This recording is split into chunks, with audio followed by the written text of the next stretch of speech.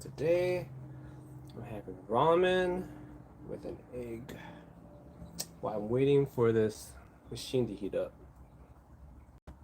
Got some new orders in.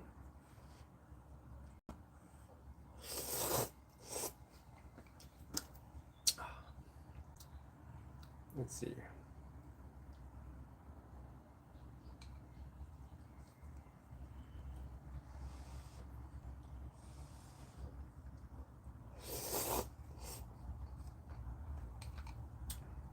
Wow, nothing beats like ramen on a nice day. Ooh, hi. What's all going on in the news today? Check this out. This is the best. I don't know if I can show it. Oh, this perfectly cooked egg. Woo. Let's see. What was I thinking about today?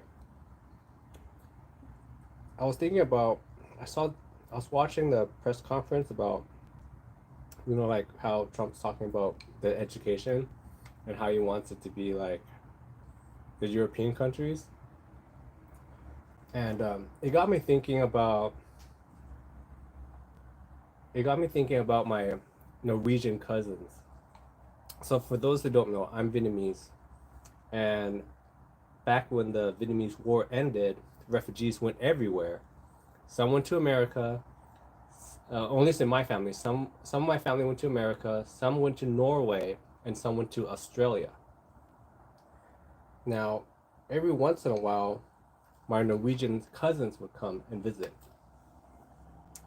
And when I was growing up, I didn't know much about everywhere else. Like being in America, you're kind of like, especially in the late '80s, '90s, you're like America's number one. And, we have Jordan, we have the internet. America's number one, right? So my Norwegian cousins were coming over to visit, and I remember thinking to myself, "Oh, these people, they're gonna experience America, so we gotta be nice to them." And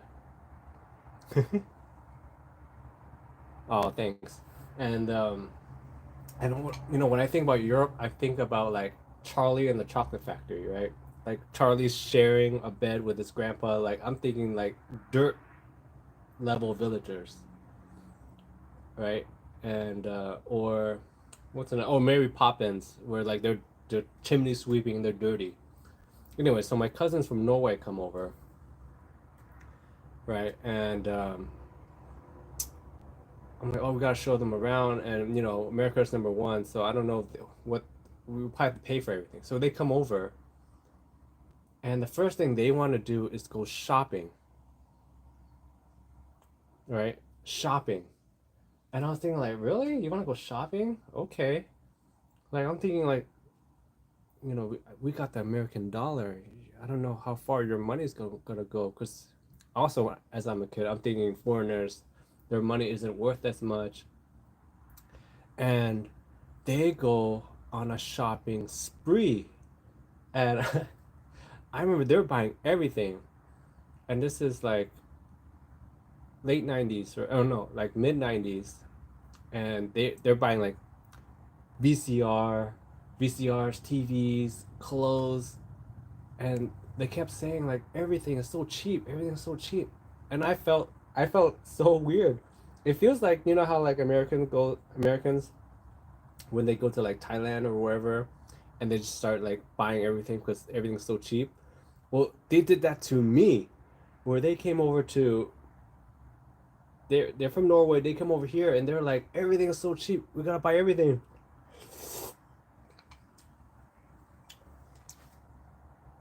And they were telling me that my cousin asked me like, oh, what's the minimum wage in America right now? And this is early '90s, right? So I told them minimum wage for like a McDonald's worker back then was $7.25, $7.25, right? And she was mind blown. Like, how do you live off that? In Norway, in the '90s. Now I'm talking about now. I'm talking about back then. Minimum wage in Norway for a McDonald's worker, the lowest worker that you can possibly be in Norway, was $21 an hour. And I was like mind blown. And I remember telling my mom, like, why did you decide to come to America? We could have gone to Norway. And we, like, that was insane to me. Like, and I was thinking, like, what is the whole point of school? We could be in Norway right now making $21 an hour.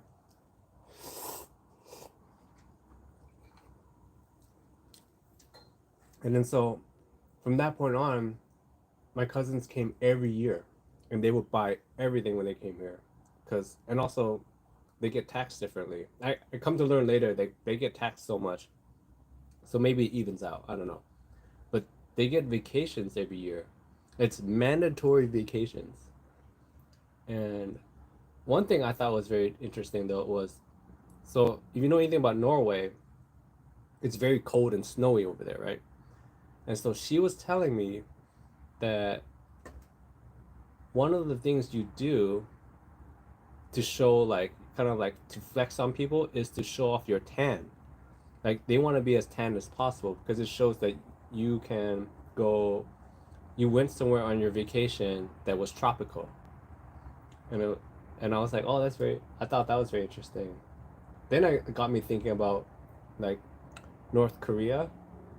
I don't know if you guys know this, but in North Korea, like, they can only, I don't know, they can only, like, wear certain things. So to flex how wealthy you are in North Korea is fitness, because only the most wealthy, like, government, military, whatever, North Koreans can afford to go to the gym. So if you're, like, fit, it's like a way to show that you're in, like, the upper class, right? Who will win, Pereira or Ankalaev?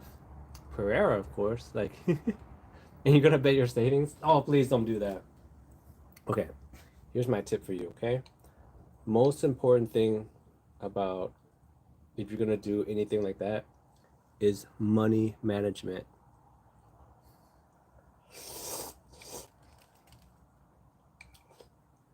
Only use what you can afford to lose. That's my tip if you're gonna do any sports action. What else is going on in the news that I saw? You got me thinking. Um. Oh, I was thinking about the airplanes going down.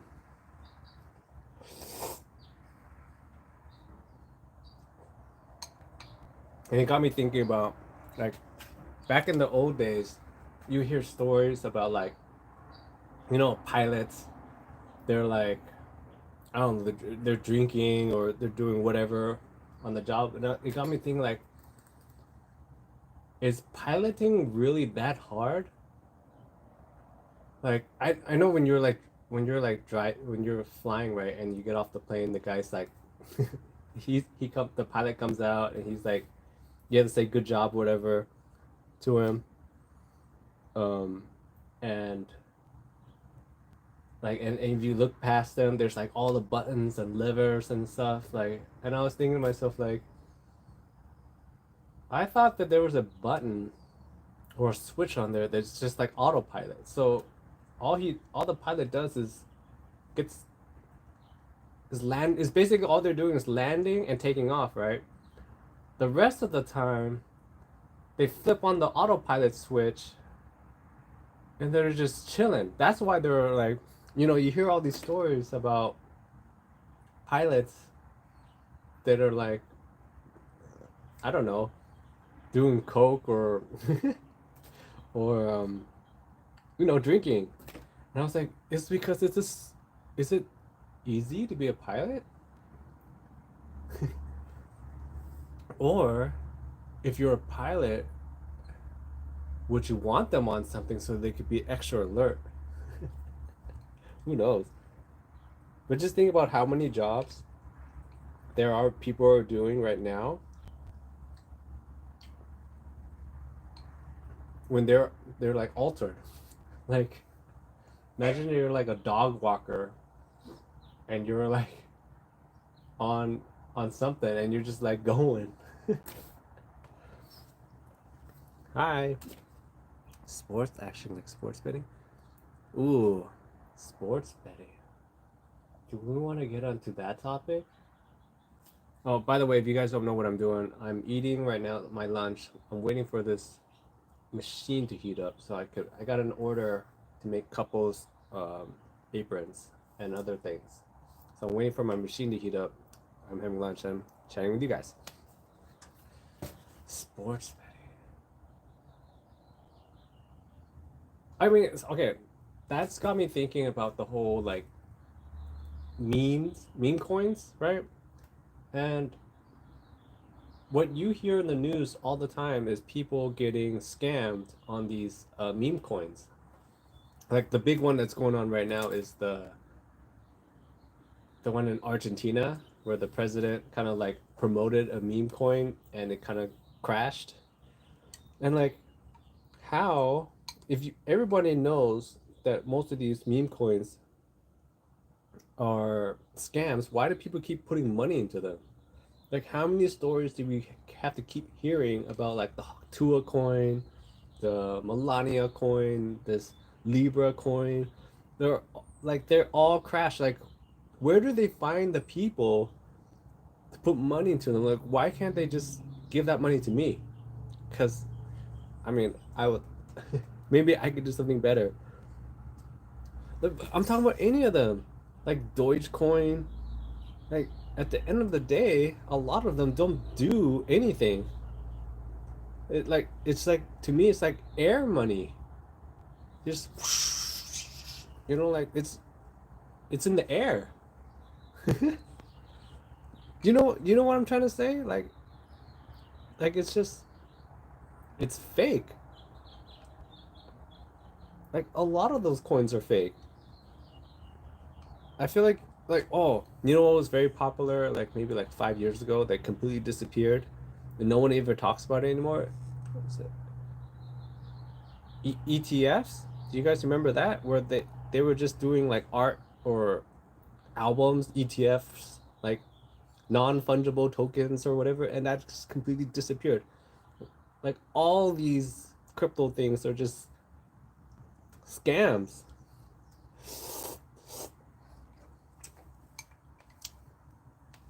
What am I cooking? Today I don't have that much time to cook, so I made ramen with with an egg because I gotta head out a little bit later. Oh, you know what the best ramen is? Is the Shin ramen. That's the best one. Oh, you got me thinking about how grocery stores have changed over the last years. I remember to get ramen, I would have to drive. I grew up in like a middle-ish class area with is like white, you know? And to get any ramen or Asian groceries, we would have to drive like an hour, right? To get any of these places. And now I went to like a, a big chain like a Stater Brothers or whatever, and they had like Shin ramen in there. Like they had regular good ramen, not like the cup of noodles that that you would get. Now it's like blown away. That was insane. What do I think about Bitcoin? Bitcoin to me, deep in my soul, is a river of regret. That's what I think. Anytime I think about Bitcoin, I think about regret, because like I talked about this before, but like I said before, to me a lot of the cryptos is air money. But if it's air money, at least I want some of it, right? And I remember when Bitcoin was like at $50 a coin or $80 a coin or whatever, and this was back when I was in college or so, and I was thinking about it a lot. Like, oh man, $80, and this is when crypto was a new thing. Like people were like trying to mine coins in their bathtubs. If you guys remember that, like they would get all the graphic cards, fill the bathtub with like, I don't know, water or oil. I don't even know how it works. And then they would have like 20 graphic cards in their bathtub. They're mining coins. And I remember it was like $80. And when you're in college back then, $80 is a lot of money. And I was like, oh, should I just buy one or two? And I was like, no, doesn't seem that. It just, this all seems fake because I was still trying to figure out what does it do. And it gets to 200 and it gets to 1,000. And then 1,000, I was like, oh my God, I regret already. And then it got to 10,000. And I was like, oh my gosh, like this is insane. But and so like Bitcoin is just one of those things where it just feels like constant regret. Every time you look at the price, you're like, oh, what could have been? We can all be crypto bros if we all got in. But like if you think about it, those people, the early investors, they're like insane. They're like insane people. If you told people like what does crypto do? Like try to explain what does it do? Like 90% of the people back then didn't even know what does it do. It's like it's basically just like the same as gambling, right? Because you buy stocks and you just hope they go up. It's the same with the coins. You buy the coins and you hope they go up.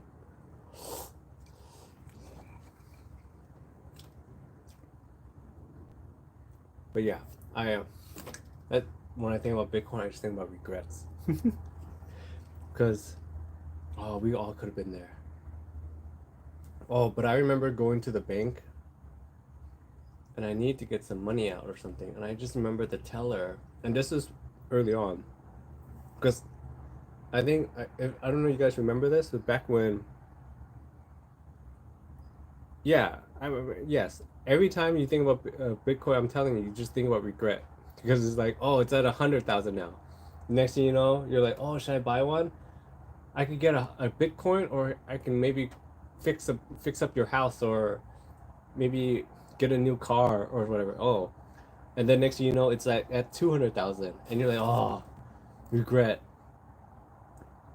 And but anyways, I went to the bank, and I needed to get some money out, and I remember the teller telling me that if you're getting money out to buy crypto, you have to fill out a separate form. And this was when Bitcoin was hitting, I think 15,000, and the everyone was speculating that it was gonna hit 20, and everyone was trying to like mortgage their house to buy bitcoins, and I don't remember, is this when it crashed for the first time or the second time it crashed? Yeah, I that's what I remember.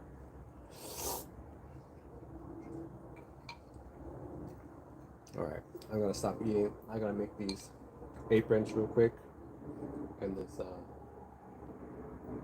onesie order. My food away and sanitize my hands. All right, let's see here. First of all, we have 2 black aprons. I'll be right back.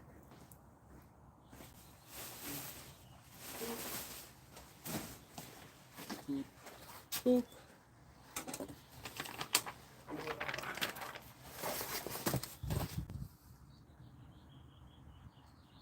Okay, yes, there's that story about the pizza guy, right? Like, but imagine you gotta think about the other way about the pizza guy. Okay, so you're a pizza guy. You're out there delivering pizzas, right? And you're just a worker, right? Your job is to deliver pizzas. Imagine if you like he has to get the money and he has to bring it back to the register, right? Imagine telling your boss that hey, the guy paid me in this Bitcoin thing, like instead of money. That's like telling someone like, oh, I delivered a pizza and the guy gave me like a coupon or an IOU or something. Like the manager, whoever, would have been pissed off and would have probably asked him to pay for the pizza. And you think about it at the time, right? So he must have gotten the delivered the pizza. The guy gave him bitcoins. He would have had to get money out of his wallet and pay the manager, whoever, or pay the pizza place back, right? How stupid do you think he felt at that moment? Right? The guy basically gave you nothing. This imaginary thing called Bitcoin, and you had to fork over real money. Right? He must have felt. Yeah, that's what I'm saying. It's like the guy gave you monopoly money, and you just took it, and then the manager will probably be like, "What is this?" And he's like, "Here, the guy paid me these bitcoins," and then the manager would have been like, "No, the pizza's $20. You now owe me $20. Why would you leave the? Why would you leave the place with monopoly money? That's insane." And imagine if he just kept on doing that. He went to another place, and he's like, the guy's like, "Oh, I have bitcoins. Would you take this?" Like he would have been fired. He definitely would have been fired.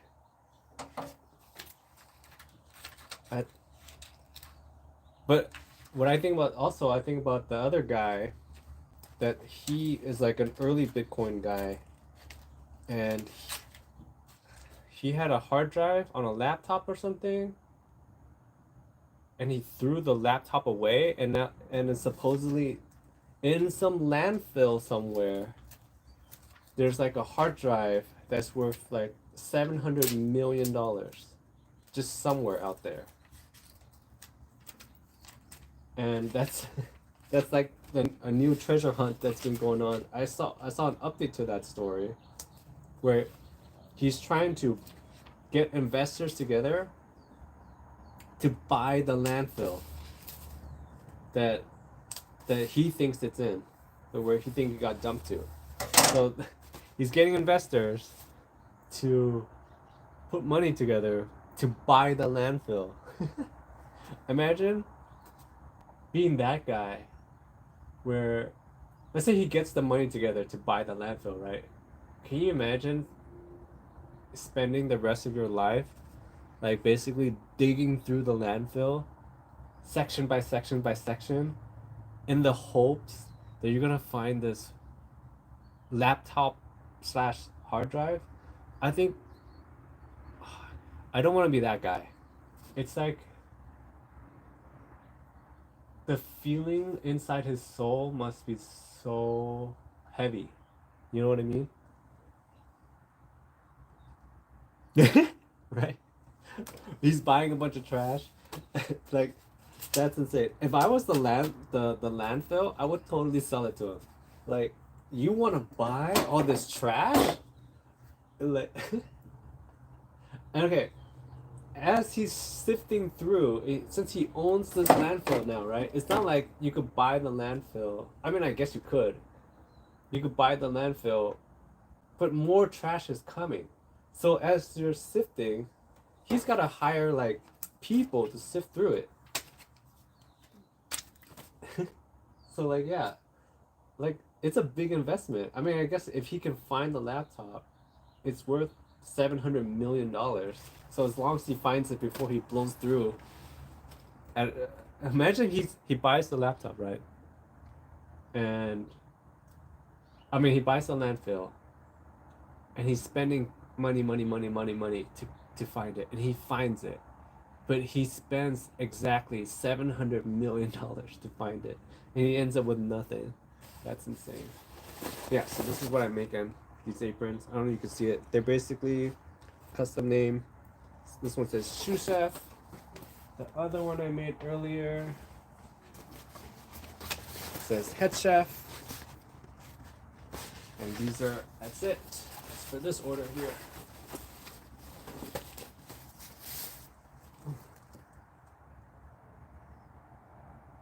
Okay, that realistically, yes, he would totally be paying people their wages or whatever, right, to find it. That's what I mean. That's still money coming out every month, and it takes him multiple years, right? Let's just say like if you got 4 or 5 guys, and most likely to run a landfill, you got more than 4 or 5 guys, and they make, I don't know, let's just say minimum wage, right? 30,000, like 25 to 30,000. That's like almost like 100,000 a month that you're spending in one year. That's a million, right? And this is completely lowball numbers. There's no way that there's only 5 guys working there, and there's no way they're making that little, like 25, 30. It should be more. I don't know. But so like boom, boom, boom, boom, boom, boom. You're gonna go through that so quickly. Unless you gotta take in new trash. But if you take in new trash, right, it's gonna mess you up. Yes, right? Like he's just got like a landfill. That's insane.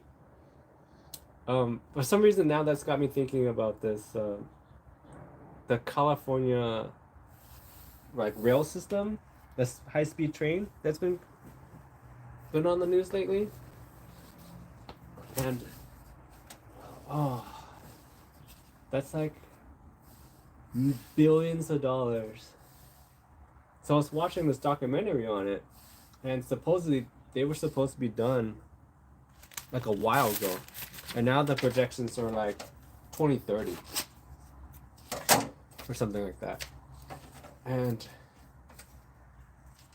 I remember seeing this thing where it's like, I don't know, I was just thinking, in a way they don't want to finish the rail.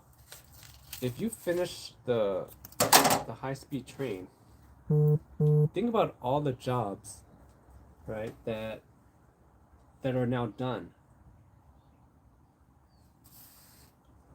Like, in a way, wouldn't they want to, the people that are like doing it, wouldn't they want to extend it as long as possible? Like it's billions of dollars. And you know, in construction, money just gets lost all the time. And so yeah, I'm like, it's billions of dollars. The CEO of the high speed bullet train project must be making like pretty good money. And I was watching this thing, and they're like, oh, these workers here, they got these jobs. And she said like, oh, I've been here for 5 years. I got a house. I got a family. I had my second kid while I was working on this bullet train. Like, she definitely would want them to keep it going.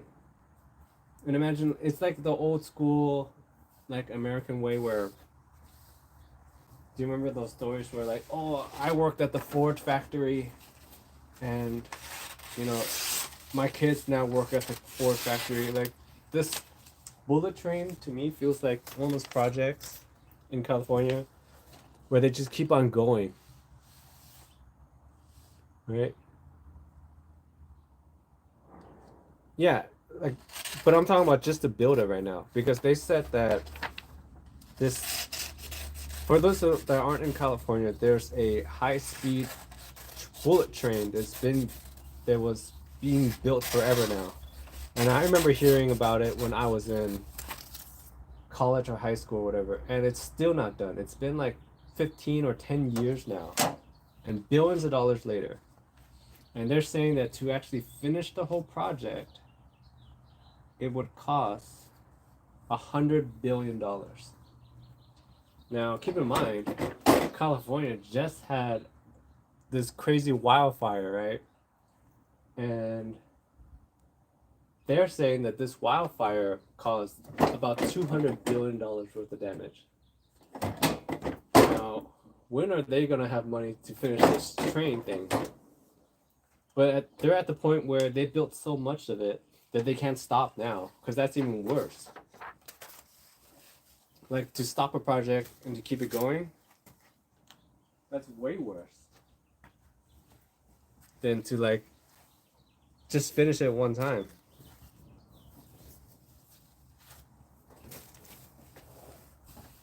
we've been all waiting. Like I remember Trump was like bashing them about this rail project too, where he's like, "I've never seen a project so mismanaged. There's no way it should take you so many years to complete this project." And I just like dug into it a little more, and some of it makes a lot of sense, because he's comparing it to like how in China, and I think in Japan, they um they have these trains, and they built them like quicker and faster and cheaper. And I dug into it, and I learned that I guess in the UK they have a train system too that they've been trying to put together, just exactly how California is, and they're way over budget and way out of time as well. And supposedly it's because there's so much red tape, but a lot of it has to do with the train goes through a big chunk of land that is owned by people, and supposedly, they always say like all this environmental protection stuff. Apparently, the houses that are on these lands count as part of that. And so, part of the environmental protection stuff is actually them negotiating with landowners, like just to pay them off, because you can't just. In America, we have this, we can own land and stuff, right? So, they they have to like buy the land from these people so they can build on it. And so that's what's holding them up a lot, and that's taking up a lot of money. Because if you think about it, if you had the land out there, you don't want some guy just coming in and building on it, right? You want your money. But in China, since the government rules everything, they'll just go through your house, and they'll still pay you, but things are just different over there. They'll still pay you, but it's whatever they want to pay you, and they're still going to do it. And that's why they get things done faster. Negotiate. Right? But you know what I'm saying? Like in like those countries where the government kind of has more power, they just like do it, and they ask for forgiveness later. Well, here, like, you can't just build on somebody's house. I think the thing a lot of people don't understand is you gotta put yourself in the other person's shoes. Like, if you were a landowner in the path of any of these projects, you don't want yourself to be screwed over. And some people are like, oh, you gotta get it done or whatever, but if you're in that position, you don't want that to happen to you.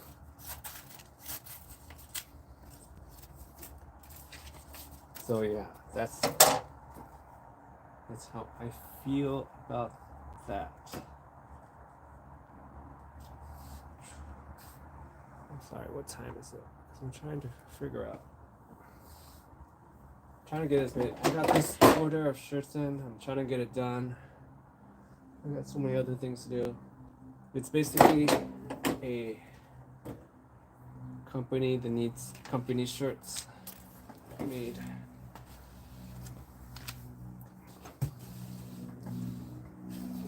And I'm on my lunch break, but gotta get it done, so I'm trying to eat and work on this project at the same time. And then I have some errands to run, so we'll figure it out. I saw earlier in the chat, someone was like, "Do you eat cats?" I was like, "What? Who eats cats?" I haven't even heard of that. That's crazy. That reminds me of like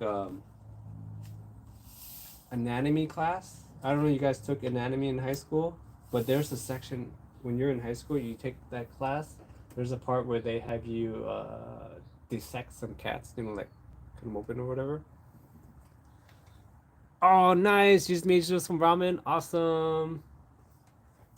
And yeah, so I guess since you're eating, I'm gonna skip this story because I feel like it's not It's not food appropriate.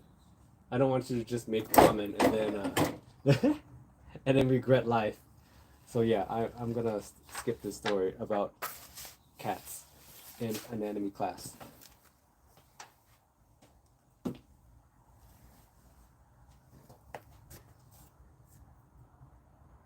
What's my opinion on cheese? Oh, I'm not a big fan of cheese. Like, okay, being Asian, I don't know if you know this, but most Asians are actually lactose intolerant, right? But they still eat the cheese anyways. And so I personally try to avoid it. Because I'm like, I don't know. Okay. What? I don't know. Okay, but one thing that I don't get, right, is like, I don't get the value of cheese. You know what I'm talking about? Where like those big wheels of Parmesan cheese, it's like $50,000 or something like that. Like seriously, I just don't understand. Like it's such a small difference between maybe if you know more about it, you can educate me. But like I feel like it's such a small difference between like this cheese and that cheese and that cheese that I don't want to spend $50,000 to get some cheese. Like, is it that different from a $10 cheese? Yeah, I know. You're paying for the time it takes to age the cheese, right? But what I mean is a 10-year cheese compared to a 5-year cheese compared to a 1-year cheese, is it that much different that you need to spend that extra little bit to get? You know what I'm trying to say? Like it's the same with wine, right? I've had wine that's like $20, and I've had wine that's like $1,000 a bottle, right? And the difference between high end wine and low end wine is not that much. I've said this a billion times. You could tell the difference between $10 wines because there's a there's that alcoholic taste, like that alcohol taste that you get afterwards. But when you start getting to the $60, maybe even $40, $40 and up bottles, you're starting to notice less and less and less and less. And as you keep going up in the price range, the difference is less and less and less, right? But you know what I'm trying to say? Where like the difference between $1,000 bottle of wine and like $100 bottle of wine is not that different, and then the $100 to the $80, not that different, right? So there's like a huge range that's not that different. And I always feel like it's just one of those where like people are just spending money just to say they're spending money. Like adding gold flakes onto your food. Like, oh, this steak is $10,000. And then you look at it, like 80% of that is from the golden flakes that doesn't taste like anything. Like I hate those videos when they show the food and they're saying like it's super expensive, but they're just adding gold flakes onto it. And the gold flakes don't taste like anything. Like I hate that. Like you're just making things expensive for no reason. There's that Salt Bay guy. Like his restaurant is like notorious for having overpriced food. Like he's just putting gold flakes on everything. It doesn't taste like gold doesn't taste like anything. You know what I'm trying to say? Like why? I don't know. Anyways, I gotta go. Thank you so much. Enjoy your ramen. I'll be back later. I gotta run some errands. Boop.